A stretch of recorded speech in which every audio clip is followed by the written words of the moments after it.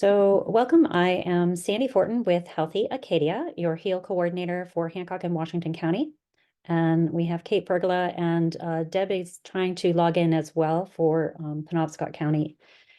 We held these quarterly meetings for healthy eating, active living goals for school nutrition to help increase the availability of healthier food and beverage choices in places where food and beverages are sold or served.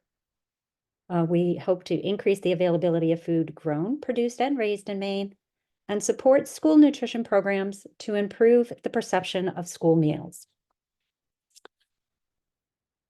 So our meeting objectives.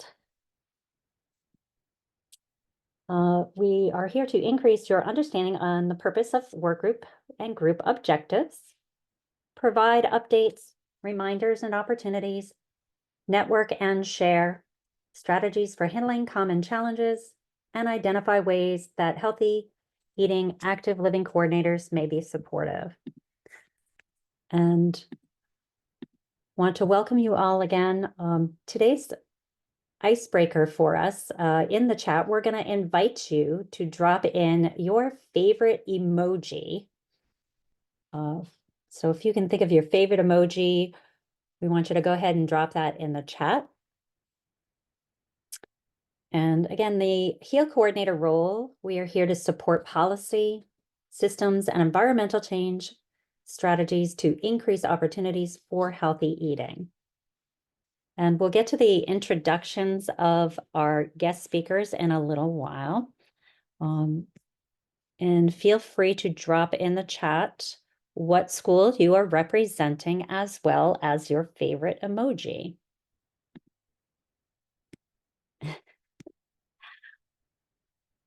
Love it. Awesome. All right. With that, we do want to get to our guest speakers, and we have one guest speaker that's going to be arriving a little bit late. So we'll go ahead with first our updates and reminders and opportunities. And Kate is going to share some of those updates before we get into our guest speakers. All right. Can everybody see my screen okay? Awesome. All right. This is the Let's Go online learning platform. If you're not familiar with Let's Go, it's a community engagement initiative working with communities to create environments that support healthy choices in places where people live, learn, work, and play.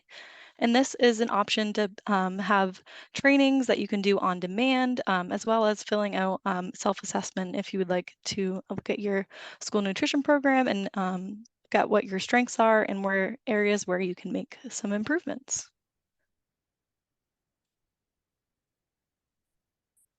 All right.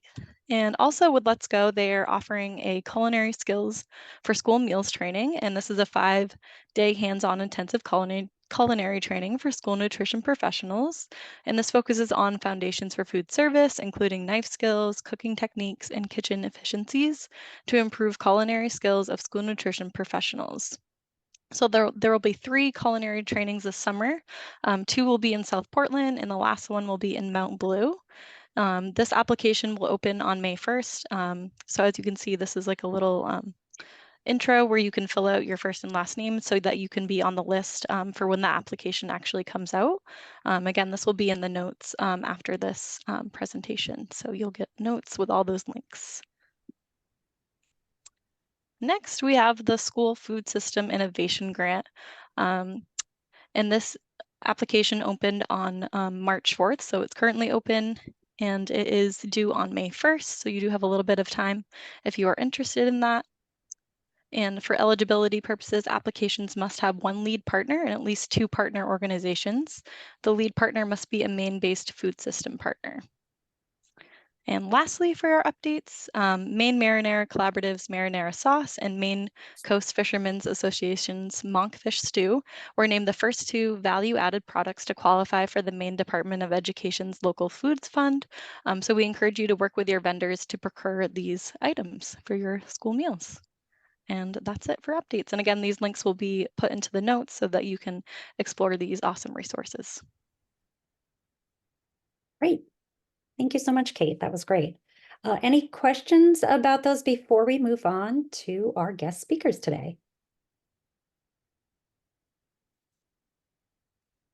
And Mariah, we're gonna move you up on the call.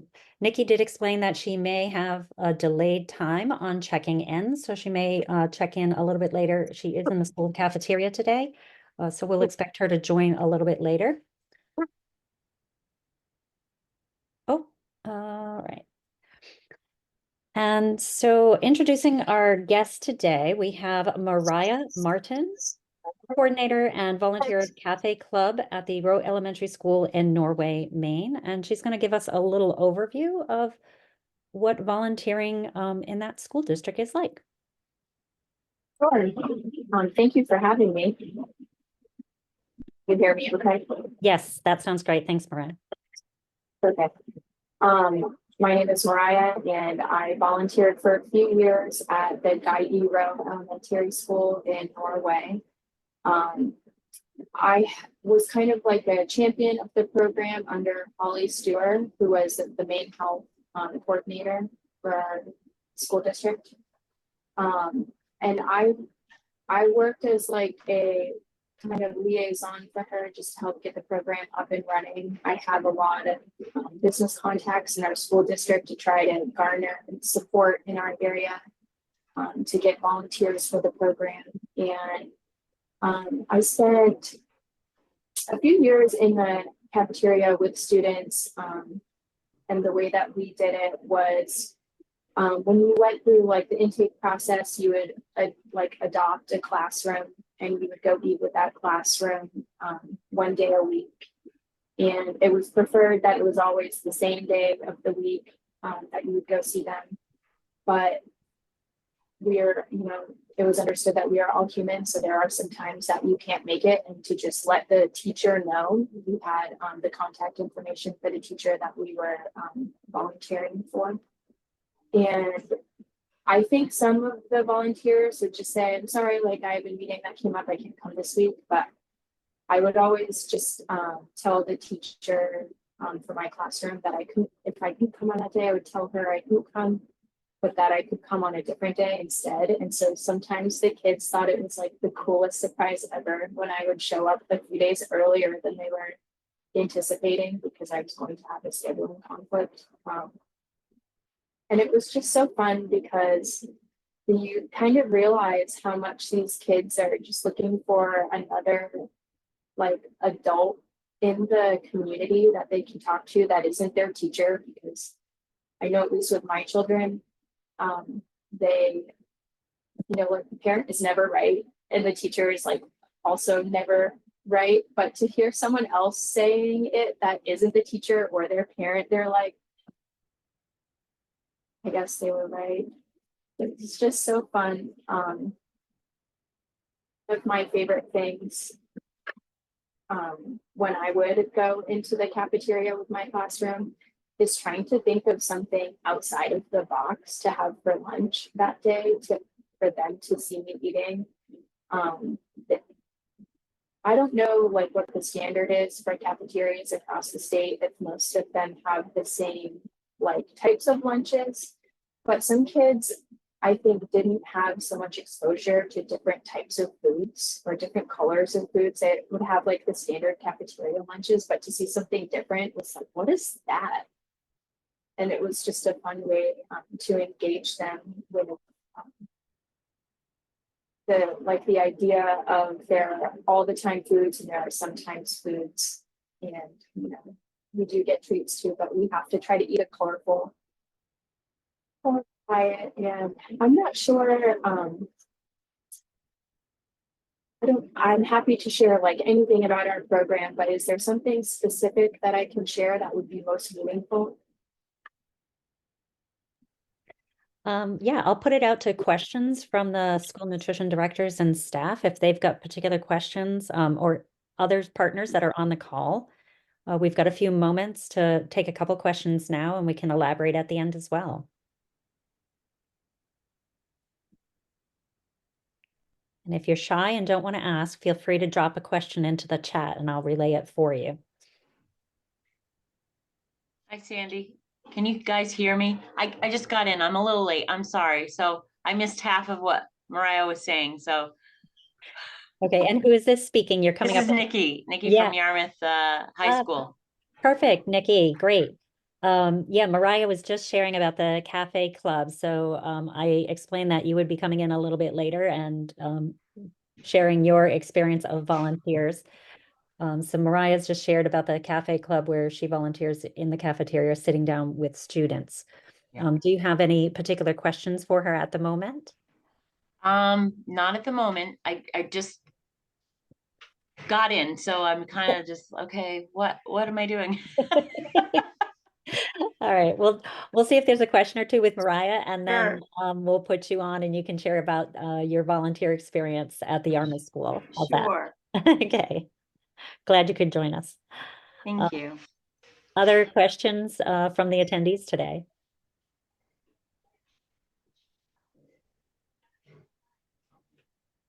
Hi, Deb. I do see your message.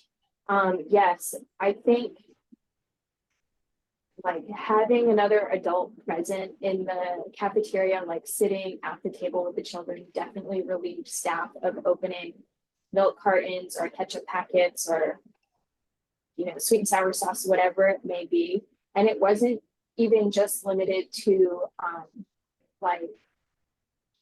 like cafeteria stuff. Like if there was a student need at the table that I was sitting at, Thank you. I would open milk cartons or ranch packets, or even like stuff that kids brought from home. If they needed help opening anything, I would help them open that. But it also, like, I don't know.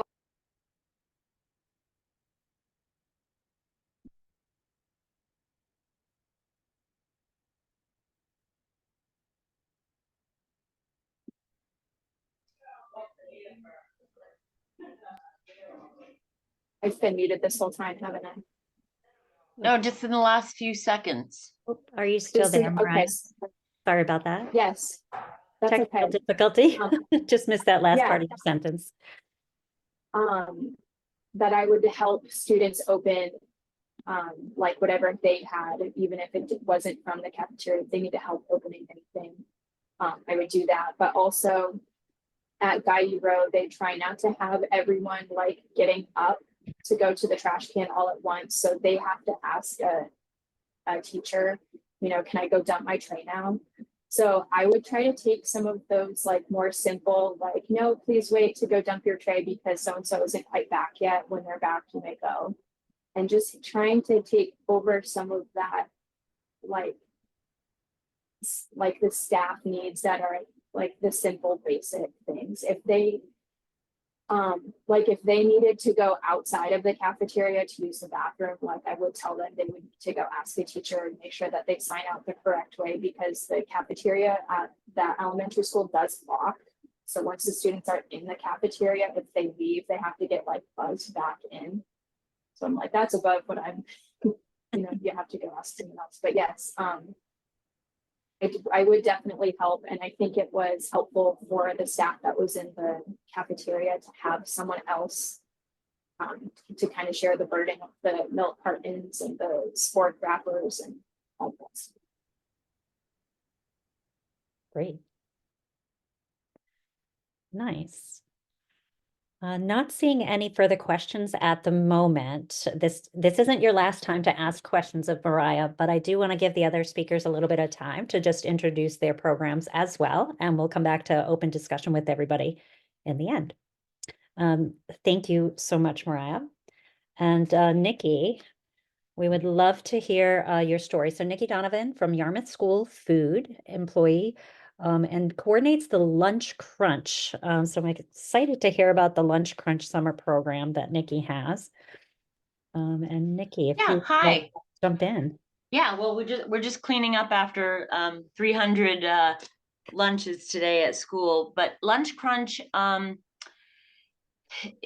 it's in an area where there are a lot of children that are low income, and it's been going on for years. And I started maybe 2 summers ago, maybe 3 now.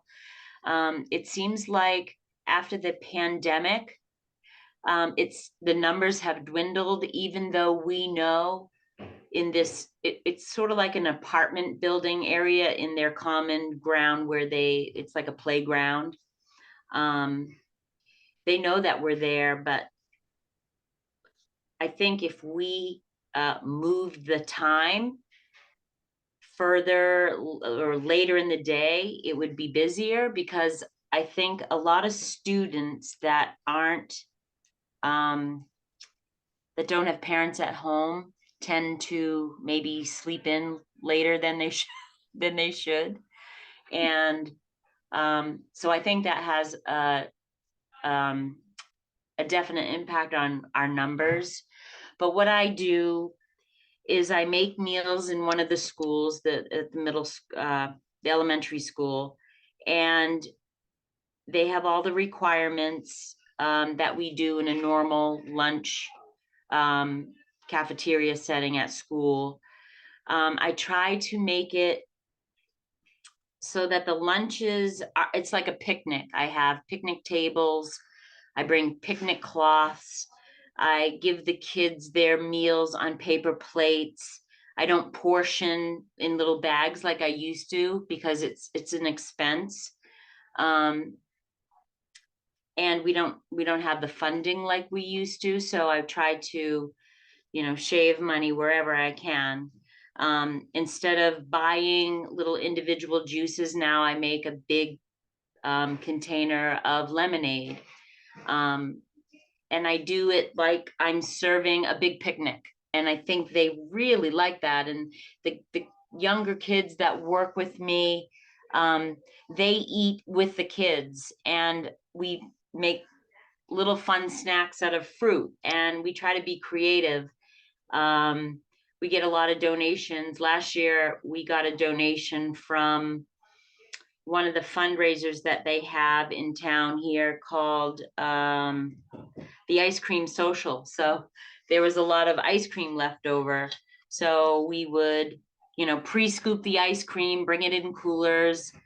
We try to get the kids to, eat their healthy lunch, talk about how to eat healthy, even the volunteers eating healthy. And then we do games afterwards. I have these dice where they're these big foam dice where we'd get the kids in a circle, and each kid get a chance to roll these big dice. And on the dice are exercises. And of course, I added my own sayings to those exercises, like you have to do 5 push-ups, but you have to sing your favorite Disney song or something like that. And the kids really get involved, and they like that part of Lunch Crunch. And then after that, then I would give them the ice cream. So it was sort of like a mini summer camp where we kind of just all sat down together and ate, and people could be open. I tried crafts one time that didn't work so well. I think they really like to be physical, because I think that's important for them to understand that, nutrition is part of being physical, and the better your nutrition is, the better, physical stamina or the strength, or, because I'm an athlete and my daughters are athletes, and I've always, I studied that at school. And so I try to incorporate that, and that's Lunch Crunch. And Nikki, if you could elaborate a little bit more about the students that you bring in to help through the program, and what time of year that generally runs. So in Yarmouth, to graduate, you have to have 70 hours of volunteer credits. So we get students that sign up in the spring or all year long, they sign up to complete that credit.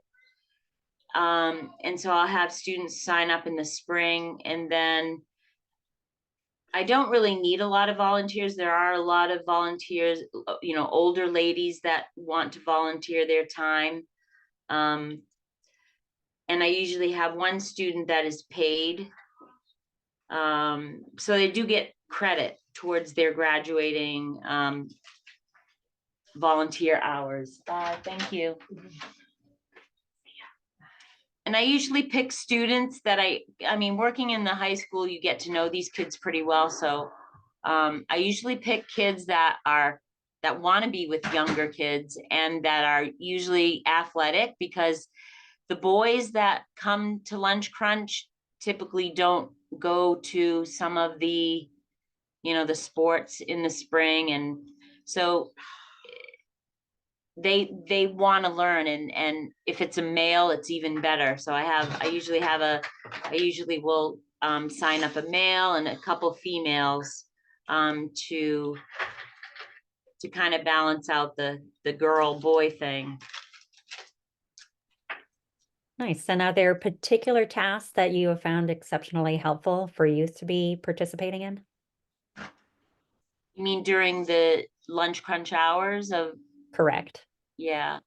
So they help me prepare the lunches when they first get there. And I teach them about food safety. I let them be creative if they want to be. They peel the vegetables, clean the vegetables. They make peanut butter and jelly sandwiches or sun butter and jelly sandwiches. Just prepping, helping me prep mostly. We don't do a lot of hot food. Wednesdays, we do get pizza from a local pizza place, and they like that day. Sometimes the pizza place donates, and sometimes they send us a bill at the end of the summer. So I got to sign in this morning. Nice. no, you didn't. You missed me. I'm sorry. People are leaving, so I'm just checking in with them. Bye-bye. Yeah, if you need to check in with them, Nikki, we can go on and come back with questions for you. No, I'm good. I'm good. The last one left, I think. So we're good. I did have one more question about the youth volunteers, and it's about how many hours per week would you have somebody volunteer? It's usually 15 or less. Okay. Yeah, we typically will. It has been in the past that we will go to the site Monday, Wednesday, Friday. On Mondays, we bring extra food for them for Tuesdays. Same on Wednesday for Thursday. And then on Friday, we sort of just kind of clean out the walk-in and give them whatever they want to take home for the weekend. And I know that there are more kids in this area with food insecurities, but why they don't come. I mean, we publicize it. I think during the pandemic is when, we were going door to door, bringing people food that had signed up. And then after we started having like the open area, people just didn't show up.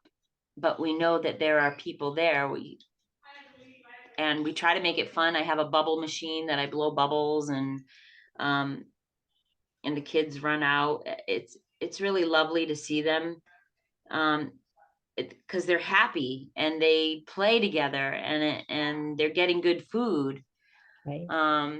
We share recipes sometimes. There's older kids there, and I ask them what they cook at home. And they're like, "Oh, I don't cook."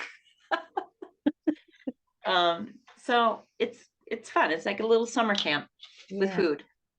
Awesome. It sounds like a really great program. I really appreciate you sharing that, Nikki. Are there questions from the audience today?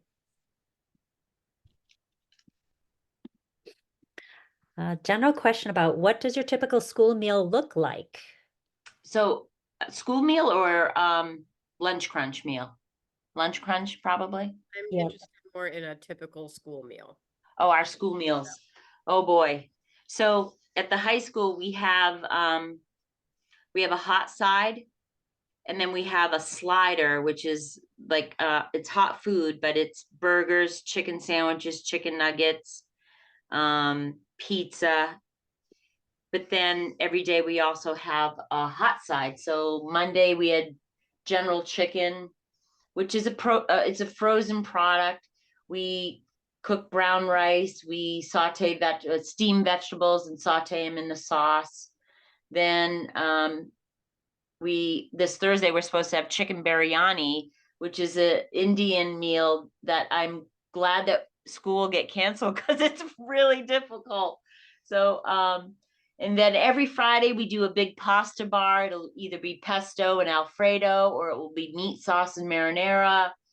And we have a full salad bar that we set up every single day with romaine lettuce and all sorts of vegetables. We do mixed salads that we put together ourselves, like we do an Asian noodle salad. We have a egg salad. We do coleslaw.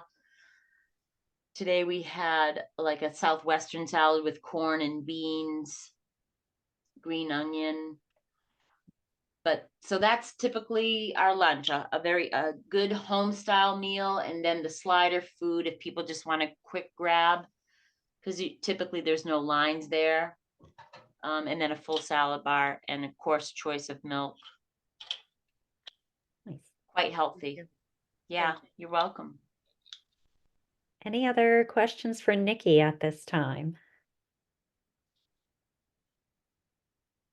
Well, don't hesitate to drop them in the chat. We'll have a little bit more conversation at the end. Thank you so much, Nikki. Oh, you're welcome. Are you able to stay on for a little bit? I can for a little bit, but this is the end of the day. I have to do closeout and yeah, it's pretty busy. So I can stay on for maybe 10 more. Is that good? Sounds great. So folks, if you do have questions for Nikki, please drop them in the chat or don't hesitate to raise your hand. And with that, I do want to have some conversation. Kirsten Tenney has invited a guest, Kirsten Tenney from Full Plates, Full Potential. Want to make sure you're still on here, Kirty. I'm here. All right.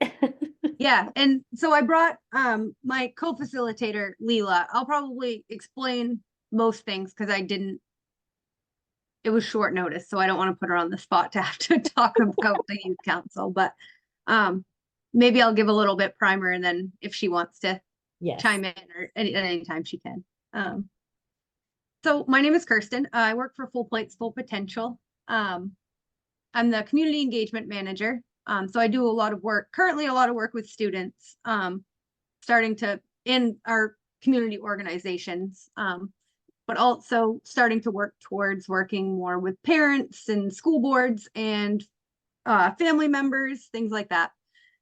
But I started to think about, when we're doing a lot of work for school meals, but we're as adults generally not the folks that are eating the meals. And so it made sense, to bring in the students because they're the ones that are eating them. So I started the Maine Youth Food Security Council, started planning, oh my word, at least a year ago, if not more. And so it launched this November. And so the council, the Maine Youth Food Security Council, which we're working on renaming because that is a lot to say in one swoop. So it's a coalition of young people working to address food insecurity in their communities. They're all high school aged and they're really passionate about inclusivity, accessibility, and strengthening their local school food systems. So they've been collaborating with their peers. They've been working with school nutrition professionals and some teachers, administration, and they're working to implement projects or start some project plannings that are working to center the youth voice and choice in the school food system. And so we, not technically volunteers, we are providing stipends for each student that's involved in the council. And also they're allowed to participate in a mini grant process where they're able to get funds for their own school if they work with their school nutrition director and stuff. So I started a school food system mind map when I first started the project because I wanted to put some parameters but keep it pretty open. So settled on the school food system, which entails things like there's 6 focus areas. And so we did inclusive, healthy, local, food waste, youth-centered, and then accessible. And so we meet monthly. We've had a mini panel every month. So far, we've still got a couple more to go. But yeah, overall, I think the students have just really enjoyed like having the opportunity to be asked what their opinion is, or to work towards some systems change, making sure that, you know, there's a pretty common denominator overall that kind of encompasses all of these different focus areas for the school food system. But I think the general thing is that students are really excited that meals are free, and they're really excited to eat them generally. I mean, I think there are some that maybe there's that misconception is still there. But I think the biggest thing they say is that they just don't feel like there's meals for them. And so it's been really nice to see them work towards like, how can we make them healthier, and what's local in my area, and what are other people doing in the school food system that I don't know about. Yeah, and so they're all working on projects, like I said. Just a couple examples. A lot of them are working on food waste initiatives because they're part of their environmental club. So that looks a lot of ways, you know, having time to eat, or using share tables, or composting, single-use plastics. Some are working on like the cafeteria experience, which also includes, you know, time to eat, or the ambiance, the noise, different spaces, school gardens, and a lot of menu development, whether that be vegetarian options or culturally important meals, lower sugar at breakfast, varied plant-based options. But yeah, I think that's a pretty good overall explanation of the council and the work that we're doing. And I will say, like, if you have a chance to involve students in your cafeterias, like, I would 100% urge folks to do that. And I think once you get over like the logistical barriers, I think it's like worth it. It's weight in gold to just have them be involved and learn. And I had one other thing I was going to say, but now I'm losing my spot in my notes. Yeah, I guess if it pops up, I'll mention it. But yeah, we're not at the end yet. We're going to visit the State House in June. That was what I was going to say. So our last meeting is going to be going to visit the State House and be talking about the school food system and the work that they've been doing. Yeah, so I'd say successful and fun. So Sounds so wonderful, Kirsten. Question for you about getting the students involved. So this year is almost done. So school groups, I assume is it the school nutrition directors that are typically the champion that invite the youth in, or is there some other champion in the school? So it's looked a little bit different for each person. And so these students self-elected to join the council, and then from there were urged to kind of like formulate what kind of work they felt that they would want to do. And so they're all in varying levels of connecting with their school nutrition, but that's kind of like the first thing that they were like, hey, you're joining the council, go find your school nutrition person. If not, I'll help you find them. But aside from that, some of the projects they're very school nutrition based, but they're not, it depends on the lift, I suppose, of the school nutrition person, if that makes sense. So like one of our students in the Cumberland County area attends a school that doesn't have a kitchen or a cafeteria. And so they have a different model of serving. So their meals are brought to them from a central kitchen. And so she's been working really hard to try to identify a way to create like a sub-council of the council to talk about like cafeteria spaces and kind of just get an idea of what that looks like across the state. So for that project, her school nutrition person's on board and supporting, but she doesn't necessarily need that person right then to like do something or add something to their plate. And so in that case, not necessarily, but we do have a couple others that have really worked hand in hand with their school nutrition person and identified them. And I will say that all of the students on my council, I'm going to brag a little bit, they've all asked at least, it almost comes up every meeting about what would this, if I wanted to do something like this, or if we wanted to do this, or if we thought about this, or would our school nutrition be able to do it? Can they do it? How can we help them? Like, what, we know that they're overworked, they're, underpaid. So they are so in tune to that. And I think that's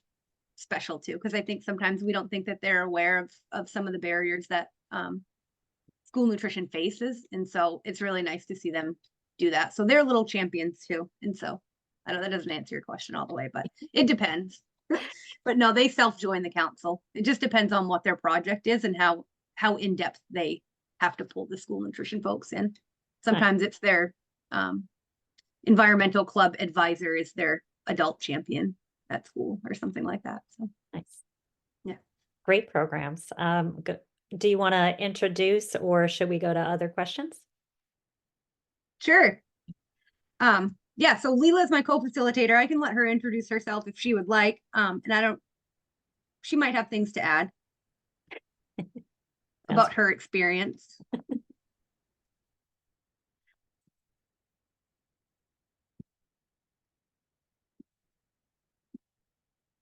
I know Leela, I've seen her pop on and off a couple times. She may have connection issues too. So let's see. See if I can unmute. Leela, you're on mute if you are trying to jump on.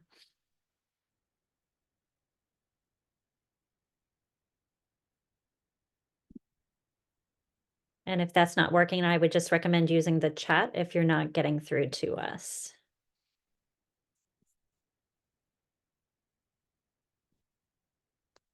While we're waiting on that connection, I just wanted to throw out to Nikki, because I know you've got to leave shortly. Nikki and Mariah, if you have any kind of resources to share with school nutrition staff, templates or, role descriptions or flyers that you've used in the past that might be helpful for someone else to not have to recreate, please feel free to forward those to us and we'll make sure that those get shared out. Yeah, I don't know that we have any templates, or I could ask Bob Priest about like paperwork. You mean for the volunteers? Correct. Yeah. Yeah, it might be within the school that I don't actually know. I just get a few names and then I go find them, and yeah, it's yeah, I would say even if you went to, someone in your school, in the school system, that could send a mass email to get kids that are interested in food service, Yeah. or they just they need hours. A lot of kids do stuff on their own, but then, they become a senior and they need hours somewhere.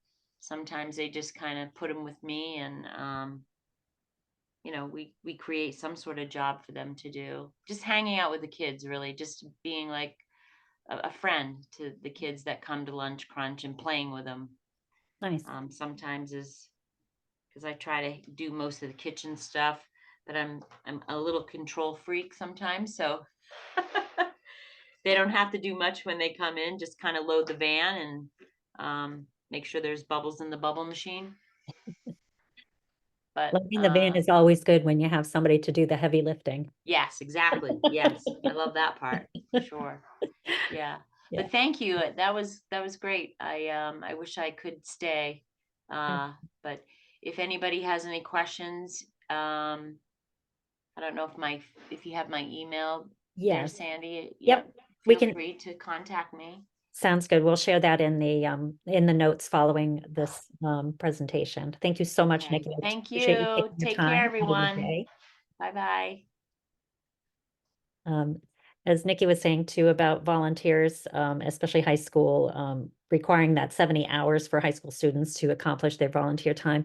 Most schools do have an administrator for that program, whether it's an admin or the guidance counselor are often those go-to people. So if you're hoping to get high schoolers to volunteer in your cafeterias, that would be a good place to start and just inquire about what students might have time to volunteer.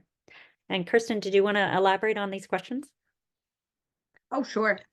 Yeah, they'd asked how many members, which I don't think I said that.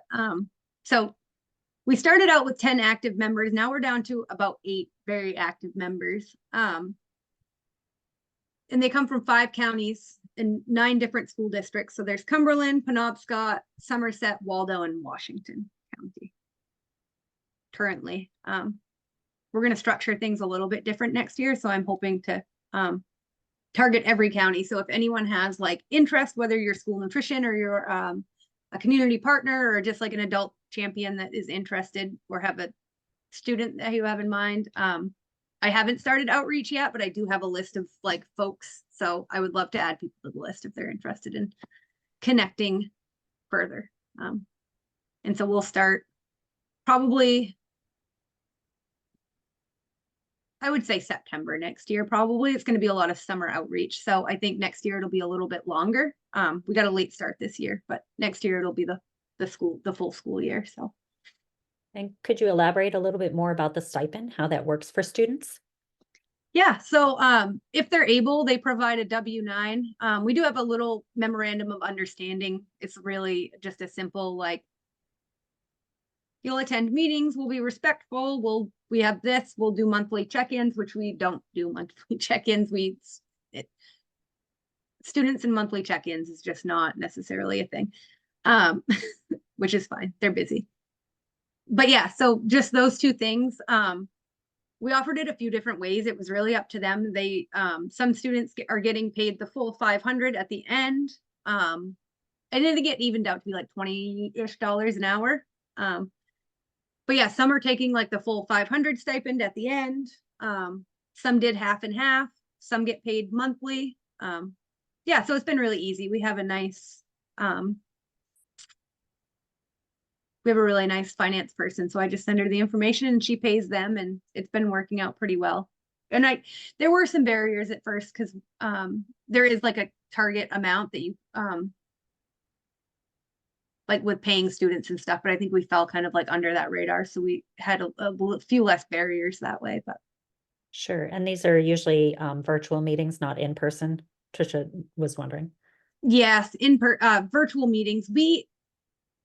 We tried to do in person this year, but we were so spread out. It was really hard. I'm going to each school to do some site visits and just like meet them in person prior to our June in-person meeting. I think though next cohort, I think that will be a mix of the two different meetings.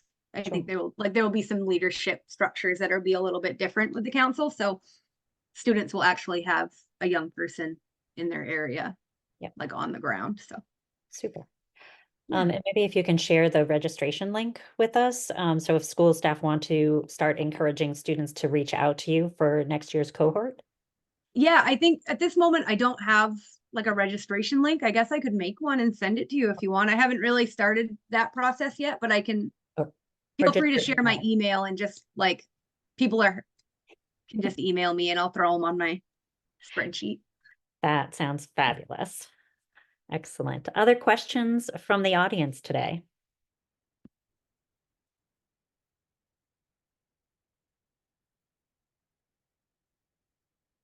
I'm not sure if Leela can get off of mute at any time. I would love to hear her story if she's available too. And any questions for Mariah?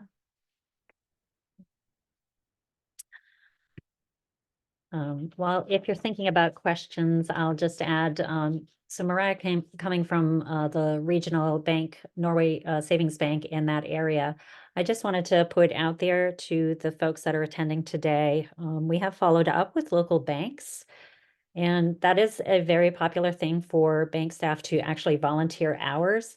Machias Savings Bank their staff is required to volunteer 20 hours per year, and the Cafe Buddy program is designed exactly to take up those 20 hours through the school year when the staff are volunteering from like October to late May, sometimes June. So Machias Savings Bank, Bangor Savings Bank, and Maine Savings Bank have all confirmed with us that, yes, they do have staff that are interested in helping out in school cafeterias. Yes, they do have staff that would love to support your schools for School Lunch Hero Day in May. So if you want to really show some appreciation for your staff or just have some extra help in your cafeteria, those are 3 local banks that said they're willing to support with that. And we'll share out contact information for that as well. Perhaps you've had experience with other businesses or organizations that have volunteers that work in the community that you'd like to share. feel free to drop that in the chat if you know of any. And just another minute or two, other questions folks might have. Now is your time to ask whatever you want. And if there's nothing for our panelists, you can certainly, nutrition staff, if you'd like to have conversations about ways you're trying to implement programs or just anything you want to strategize with, this is your time. I'll ask a question for Kirsten again. I think you had mentioned how the youth can kind of choose what interests them, and some students are focused on like maybe that more the environmental aspect of reducing food waste. You mentioned share tables. Are there any other kind of things happening that nutrition directors might be interested to hear about on that angle? I think I'm trying to think of things that I would I don't know. There's just so many things I feel like school nutrition knows more than I do about it. So this might be purely like opinion based in some ways, but yeah, I mentioned share tables and composting. Time to eat for students is a huge one. But I also think, and just like looking at experience with, I used to work for Maine SNAP Ed prior to being with Full Plates. And so I was a SNAP Ed educator.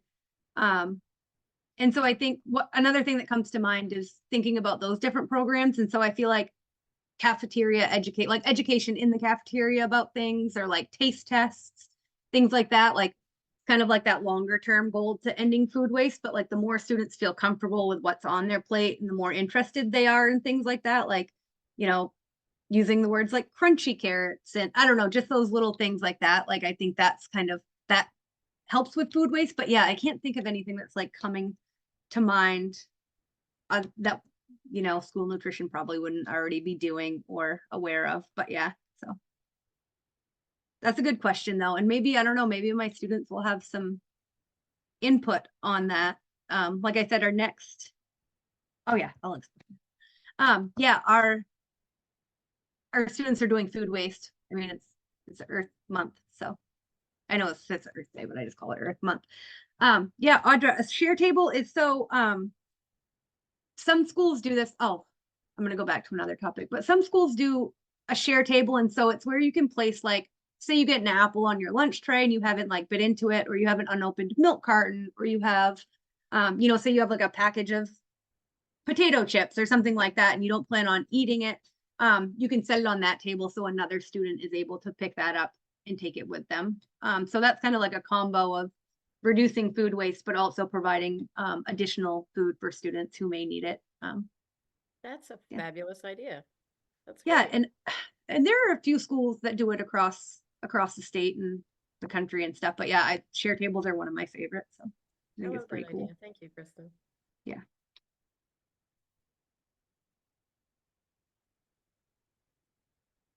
Yeah, it's students really like it. I've heard. Yeah, great program. I've seen that at a lot of schools as well. And it is really great to not see those products go into the trash can.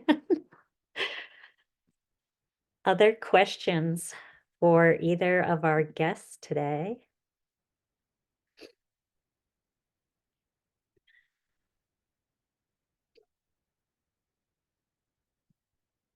Nice. And Deb just shared a link in the chat for us too. We'll share that out in the notes.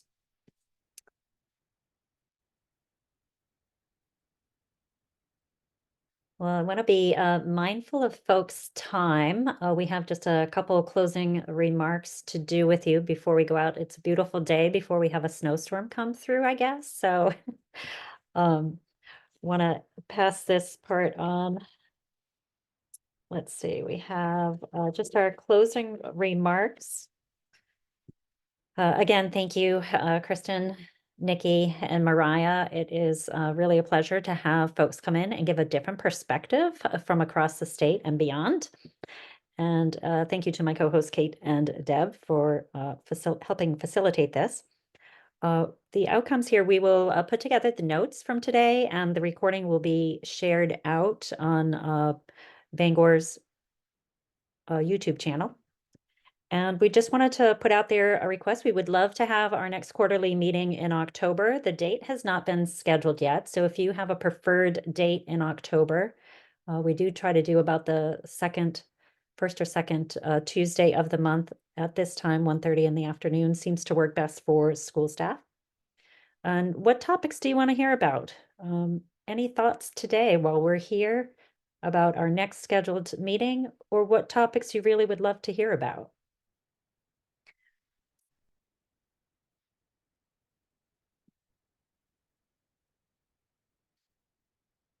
Or any questions about the grant for Full Plates, Full Potential? And not that Kirsten's the one to answer on that. There are open hours if you haven't heard about that. That is in our notes as well to learn more about the grant opportunities. Hydroponic systems. I was going to mention that too, Sandy. I'm going to put the link in here. If you go to the resource section of the main school meal grant, well, there's an office hour happening right now, but there's also a roundtable coming up on April 11th? I think it is. And so that's going to be a group, and you can register for it. That's going to be like a group of all the folks are invited who are thinking about doing a project are going to come and talk about it in like a big group discussion. And so it's going to be a really fun conversation. I've been joining some of the roundtables. I mean, the office hours, and they're just a blast to hear what's going on. So if you're interested or tentatively thinking about something, even if you don't want to do your own project, you can connect with others who are doing projects. And I think that's also a really nice thing too. Great. So that April 11th is the full roundtable. Everybody's invited to the conversation. That sounds great. Some recommendations to maybe next meeting, do something about school gardens, hydroponics. Yeah, nice. I did just visit a local elementary school working with hydroponics and learned that it was the 5th grade science that took on that project. They have 3 hydroponic towers, 2 in their 5th grade class and 1 in the school cafeteria. And the 5th grade is the volunteer team that takes care of the hydroponics, and they enjoy a lovely salad growing their own lettuce from the hydroponics. So it's been a very positive experience for that elementary school. Excellent.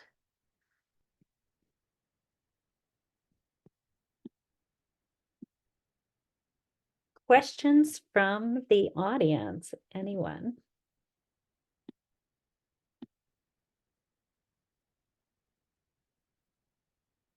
And Kate and Deb, do you have some further comments?